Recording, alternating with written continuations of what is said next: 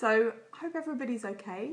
Not sure enjoying lockdown is the right words to use, but at least enjoying this chance to reset, find out what's important, hopefully spend some time with family, appreciate what we've got around us. If you're in Perth, enjoy the beautiful autumn sunshine.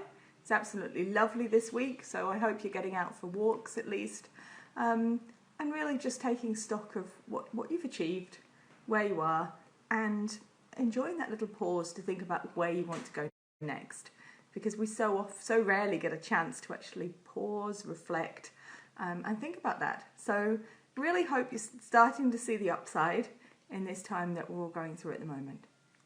Just wanted to talk today about credibility. We all know the old adage, know, like and trust. We know the importance of 85% of our business comes from recommendations, and it's by far the easiest way to get business. So this is all about building up a reputation, your credibility for who you are, what you do, and the way that you do it. And we talk about these things all the time, so I'll briefly go through some of the key tips for making sure your customers, your staff, your partners, your network know, like, and trust you. So know is about understanding what you represent, what you do, who you are, how you do it. Like is all about their ability to relate to you, both as an individual and as a business. People quite often forget the business part of things, and that need for brand and consistency and awareness, and also your personal values to come through. And then trust is that confidence that any dealing or interaction with you will give them more than they get out, will leave them in a stronger, better position, whether they're a customer, a supplier, somebody wanting to work for you, or somebody who's potentially taking that huge risk, entering into your network and wanting to share referrals and introductions with you. All absolutely vital. As I said on my trailer this morning, what makes it so important is it can take 20 years to build up a reputation, and it can take 5 minutes to destroy one. So should we talk about some of those things you do in those 20 years? It's not 20 years in real life for this. First of all, being clear on what you do. Try to stick to a few things you do really well, and then just focus on that. It's really important to celebrate everything we do. I've spoken to quite a few people recently who have probably honed their service offering to the point that people think they do one thing, when in all reality they can actually do 2 or 3 things that are complementary and make the value of their service a lot higher than they're maybe giving themselves credit for. So just bear in mind, focus on your key product, absolutely, but don't forget to share case studies, examples, and stories about the breadth of what you do as well. Secondly, communicate clearly. Make sure that when you're talking not just about your products and services, but you're talking to that avatar, to that target market that you're looking for.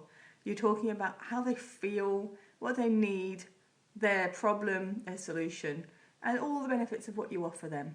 Because that clear communication is absolutely vital to the no part. If you need to widen the scope of what you do, and let's face it, a lot of us feel the need to do more than we may be capable of, partner with experts. It's an ideal way for you to be able to work together in such a way that you actually extend your credibility whilst giving credit to somebody else. And in a similar vein, keep learning. Be reading. I try to read a book every week if I can. Make sure that you're always reading, you're always researching, and you're also always giving credit where you adopt something. So I think a lot of us will pick up a technique or a tool, maybe once a week, once a day even, and it's really important to always and consistently give the credit to that for the place that it's come from. It's just like a bibliography really in a book. It doesn't undermine what the author's done at all. It just adds context. So ensure people can relate to you. First of all, just be consistent in getting out there. I'm trying to do it at the moment. I'm having all sorts of technical issues, lots of problems, but you just do it. It's really important. Keep getting out there through your marketing, keep getting out there through your network, talking to people, making sure that you're something that they're not forgetting about, and just reaching out and being kind to people as well. It's important not to always sell all the time, but just to be there as a person that is like a port in the storm, basically. Secondly, trying to share your personal circumstances, especially challenges that you're facing. This really helps people relate to you, because let's face it, when you're in business, there's a big temptation to always gloss over the issues and pretend that we've got it all together. There's a fantastic advert, I think it's ANZ, that's on TV at the moment, which is this business owner who's going, oh yeah, business is great, oh it's terrible, oh it's great, oh, it's terrible. And it's so true. Repeatedly, the most normal conversation at the beginning of a business networking event is, how are you going? Oh, really busy. There's never any indication of whether that busy is busy with the 15 sales that came in yesterday afternoon, which is good busy, or if it's busy dealing with the mess, or busy scrambling around trying to get those 15 sales that you need for the month. So just be a little bit more honest. Don't undermine yourself. Obviously, you don't want to air your dirty laundry in public, but honesty about your challenges will help people relate to you. Secondly, I'm going to suggest positioning yourself at the moment not as a leader, but as a service provider. So you want to create a community around your brand, around you, around what you do, and the people that need it. And in that, you want to position yourself as almost the handmaiden, the person who goes in and provides what people actually need, not somebody to be bowed down and worshipped. It's not going to work. Some of the people who excite the most reverence in the world are the people who are caring, who are compassionate, who are humble, and who are always giving. They're the people that actually ultimately get remembered. That's what I would say. If I can give one thing about is always think about yourself as a service provider, genuinely. And then the last thing is to consistently be utterly trustworthy. This is just ethical work practices. Nobody wants to buy from somebody who they don't trust. They don't want to work with somebody they don't trust, and they certainly don't want to refer to somebody they don't trust. So be as ethical as you can in the way that you interact with everybody and everything. And secondly, never skimp on the value that you're giving. So we can always give our time. We can always give the benefit of some of our opinions or advice or knowledge if we're asked for those things. And it's a really good idea. So I've got notes on my computer, so I'm trying to read my notes as well. I'm very rare to write them long-handed, but I did this at about midnight last night, so I've strangely got that. So now what I'm going to talk about is that aspect of build a reputation in 20 years and then lose it in 5 minutes. And this is really important. People don't think about this enough. So how can we lose that credibility in a day? So no. The first one is make yourself a pact. Gary and I always talk about people sticking to their lanes. We all have a thing that we do, a unique value proposition, something that we give to the world that nobody else can. We also all have overlaps with the things that other people can provide. And it's really important to be very aware of those overlaps and to both celebrate them and to navigate around them sometimes. So, for example, I'm a business consultant, so I advise on a very wide range of business aspects. If somebody's got an issue with their business, they can come to me and I will be able to help them. But equally, when I go into a room with an HR expert or an IT expert or a financial expert or an accountant or a bookkeeper, I don't for a moment pretend to be better at HR than the HR consultant or accountancy than the accountant, etc., etc., etc. And it's really important. That sticking to your lane is vital. And it actually really helps us if you can sit there and you can be confident enough in yourself to turn to the expert in the room, in their field, and say, I know that you are the man, you're the guru on this. You're actually building up your own credibility as well as building up that person's as well. And it does take confidence. I think a lot of us are afraid to say, I don't know. A lot of people are unfortunately scrabbling for that sale all the time, and it's not the right way to go. So just stick to your lane, be aware of who the people are around you who can build you up, and don't talk them down. And secondly, on that one, try to stick to the things you know. It was interesting, a few years ago I had a business that actually made and sold some natural products, including things with a lot of essential oils in. And now essential oils are, I think they're wonderful things, I really believe in them, but there's a lot of people out there, and especially at the time, it was Young's and doTERRA and things that were coming out, and they were making the most terrifying claims about essential oils and their use. And they were really eroding the brand and the trust that people had in essential oils and in people like me who were using them in things. And it's really important at times like that to completely position yourself on the side of authority, of safety, and of the correct and done way of doing things. It's not a time for innovating. Same as now. You know, we look at health and safety at the moment. You don't have to have any amazing innovations or anything like that. You just need to apply serious social distancing, infection control, hygiene, checking, responsibility, these kind of things. Don't try to reinvent the wheel. So on something like that, if there's something that you're picking up that you are maybe not the expert in, but you have to become an expert in, I can really advise, start by finding out the key book on the subject, the key person of knowledge on that subject. Follow them, read, research what you can about it. On the essential oils, it's a guy called Tisserand, and it's an amazingly enormous book on essential oils. It's literally, we're talking this big. And even if you can cite that one authority in the field that other people recognise, you are setting yourselves apart from all those people who've jumped onto Google and said, I know everything there is to know about, blah, blah. So there you go. It's a little tip. Try to read one, quote, cite that person. You're aligning yourselves with expertise, and over time you become an expert through doing that.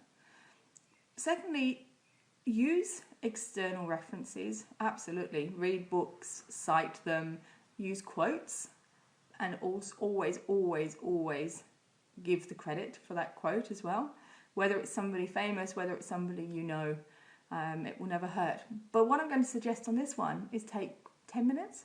It might be 2 hours to create an image, a graphic, something which uses your brand, which enables you to consistently use other people's wisdom and expertise in a way which is always associated with you. So I actually did this for May Dynamics about 2 months ago. I spent 2 hours creating a branded image background, and I took about 50 of my favourite quotes around various things, and I dropped them all, copy and pasted them all into this, saved them on my computer as JPEGs, and now they form the backbone of 4 posts a week that I make. So that was 2 hours of work. It means that they're there for those scheduled posts. It means they're there if I want to have an opinion on something. I can actually have a visual opinion now. So very subtly, my logo is in there, my brand is in there, my voice is in there, but I'm also always giving credit to the experts in their field as well. On a similar subject, a really good idea to co-host. Same thing, you're setting yourself up as a partner, not as a competitor with people, and that's really important. It gives you the chance to talk together and both share your expertise, but also your willingness to learn. So this is an ideal way for me, for example, as a business consultant to say, you are an amazing brand consultant, can I sit down and pick your brain? Now that doesn't undermine my knowledge. To be honest, there's a chance that many of your market know, the audience know that you actually know some of the answers to the questions you're asking, but ask them. It will help you think about things in a new light anyway, and it will help establish both of your expertise in a way which is very non-salesy and very natural. So the easiest ways to do this at the moment is something like a webinar with Zoom or a podcast if you're not so confident about getting your video out there. All right, and the last thing I'm going to do is the trust. I guess it's that credibility. We need to be always picking ourselves up for mistakes. We all make them. We make them by jumping in and saying the wrong thing, but at the very least that's usually restricted to the people around us at that time. Sometimes we make them in our videos, sometimes we make them in our communications. We need to be correcting them quickly, and that's with a focus very much on fixing the long term and the high impact things. So if you think about the difference in me making a hiccup in this video now, 5 minutes, 6 minutes in, compared with there's a big spelling mistake on the homepage of my website, or my welcome email for some reason has a completely random sentence about a different product that I have because I've copied and pasted one template into another one. These are much more important. For non-business owners, your resume. Your resume is the place for everything you do to be 100% perfect. It's not the place for flaws. On the other hand, something like a comment on somebody else's post, a private message, even a one-off email, those are times when they're on the fly, they're seen by one or two people, and it's more acceptable. If you're going to make a mistake, those are the times to do it. Proofread everything you do.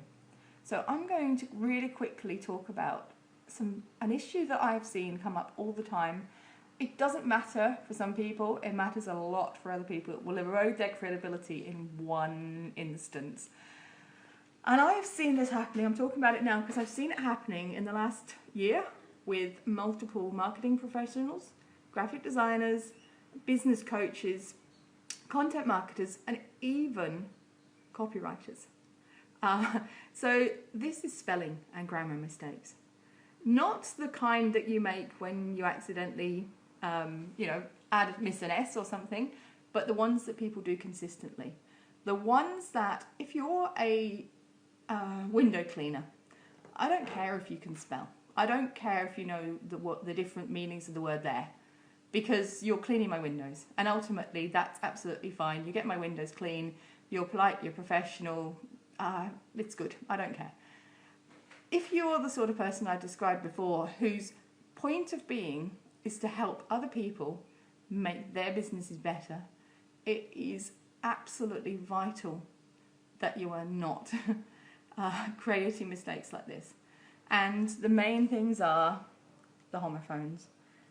I'm going to really quickly talk about them. It's really simple, and I'll just put a little cheat sheet up afterwards, because if you've created one of these, if you're even worried that you've created one of these, it's absolutely worth the time for you to go and fix these if you're the sort of professional who advises other people on their business.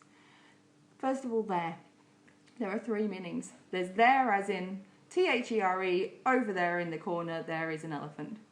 There's T-H-E-I-R, their clothes are dirty today, and there's T-H-E-Y apostrophe R-E, a contracted version of they are, which is they are here.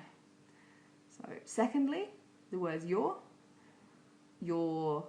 voice is husky today, versus, which is Y-O-U-R, versus Y-O-U apostrophe R-E, contract of you are, you're pretty. Thirdly, it's, this is probably the one you see all the time. It's with an apostrophe is, it is a sunny day. That apostrophe always shows a contraction of something. And it's without is the thing that belongs to an it. So the dog is trying to eat its tail is I-T-S, no apostrophe. And then lastly, the word to. One of the most simple words in the English language. T-O is I am going to the zoo. T-O-O is do you want to come to. And most people know this, but the number 2 is T-W-O. So if you do one thing today to sort out your credibility, just go through the things that you've written, especially your website, your articles, your landing pages, your welcome emails, your flyers, your business cards, and double check for any or all of those homophones and get rid of them. And your resume, because they are the things that are going to put people off in a heartbeat, and it's so unnecessary. I thank you for listening today. I wish you all a safe and happy week, and I'll speak to you next Tuesday. Thank you.